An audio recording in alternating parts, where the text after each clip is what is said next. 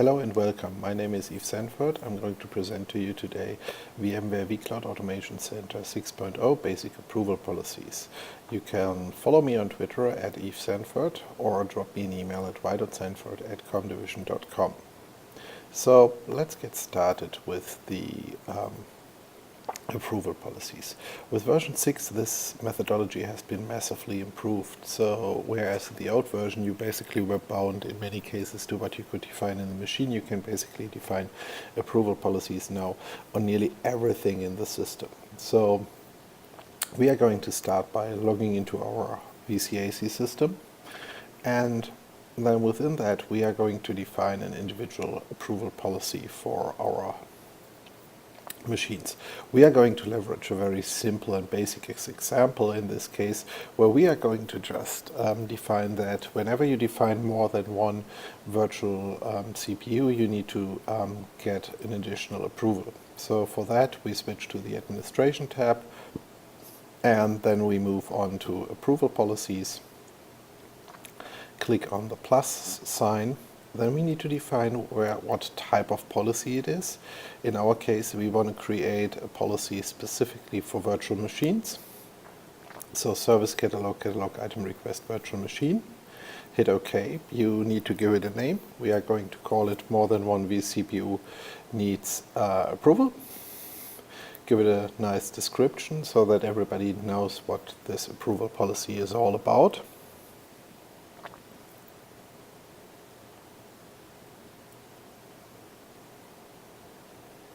Then we define the status to become active immediately. So once we save it and add this to the policy, so this policy is enabled, but it still needs to be aligned to the entitlements. And then we add a level of approval. In our case, the first level is going to be check number of CPUs. We're going to define specific criteria, so request based on conditions. We pick the number of CPUs here, define the operator to be bigger, and then we specify a constant value, which is going to be 1 in our case. You can also make this dependent on other fields and other information, but we want to keep this simple and straightforward. So then you specify who can approve that. You can have specific users, or you can determine approvers from the request. We are going to go with specific users. In our case, we want to have the diff group manager being able to approve, as well as the enterprise group manager. Both should be able to approve these specific requests.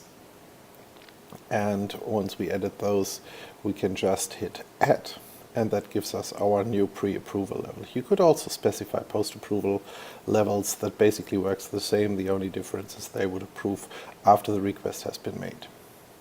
So store the policy by clicking Add. Will take a couple of seconds, and there we go. Then we go into the catalog management under the Administration tab, hit on Entitlements, click Edit on our entitlement we want to align this to. Go to the Items and Approvals tab, and within our catalog items, you could apply that to services and actions as well. We are going to hit Modify Policy. And as you can see now from the drop-down, you see our new approval policy. We select that, hit OK, click Update, and now this approval policy will apply to the system. We are going to log out of the system now and re-log in. Sometimes it's more safe to actually close the browser and actually open it again, just to be sure that nothing is kept in the cache. Normally this would be different users, so this would not apply. In this case, we are going to log in as the development user. Again, this is just to actually request a specific machine. We hit Login.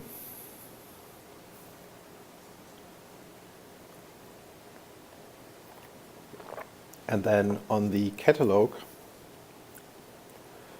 tab, we are going to request a new machine and modify that request to actually have more than one vCPU required for that specific machine. So we are going to pick the CentOS 6.4 small image, hit request. Then within the request we are going to specify the number of additional vCPUs we are going to leverage. So just actually up the number of vCPUs to 2, hit submit.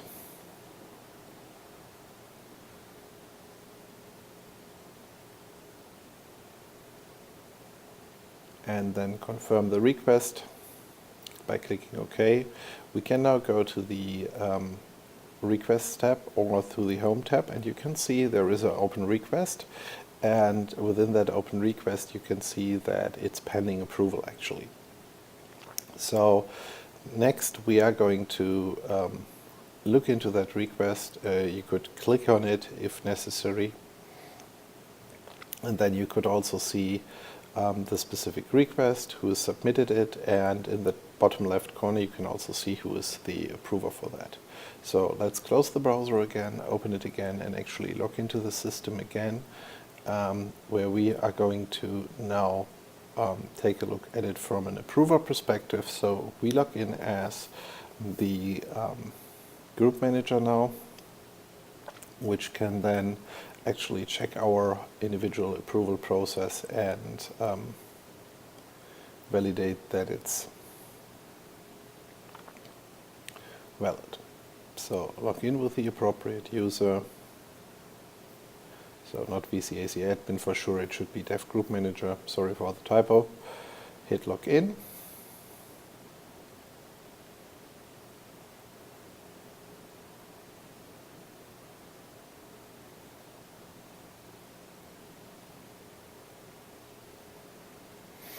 And once in the system, you can see in the My Inbox that you have one approval item pending. So you just click on that specific item, and here you can see what exactly was requested. You could also click on the View Request link to see what exactly was in there. We have 3DAO that, so we don't need that. So in our case we are going to decline that, don't see the necessity for this. We think that user would be fine with 1 vCPUs. We click rejects, we can see there is no request waiting for us anymore in the system at the moment.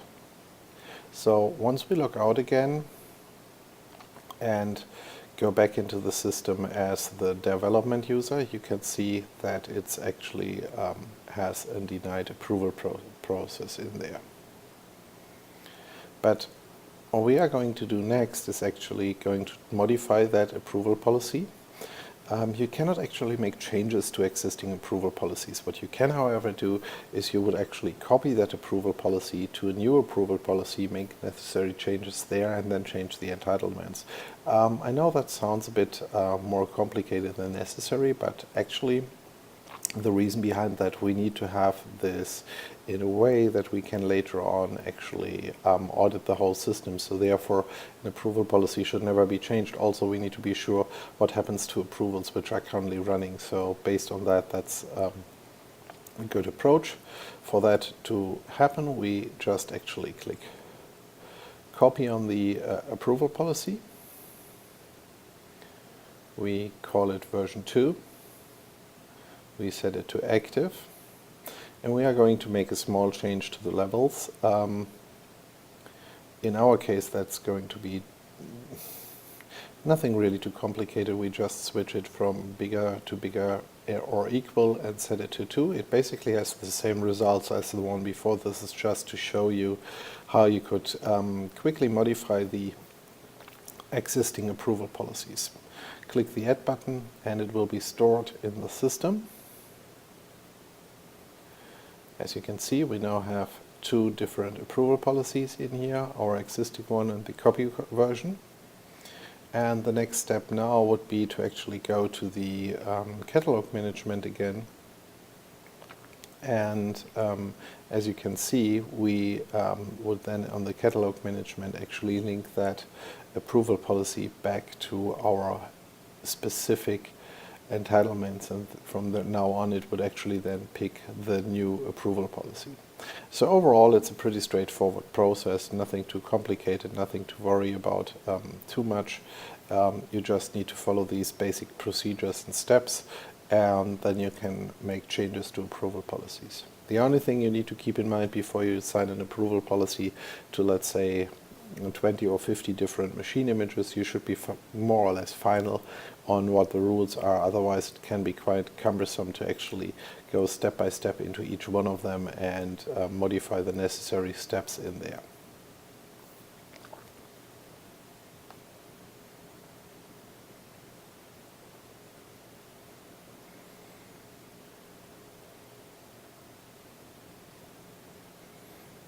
Okay.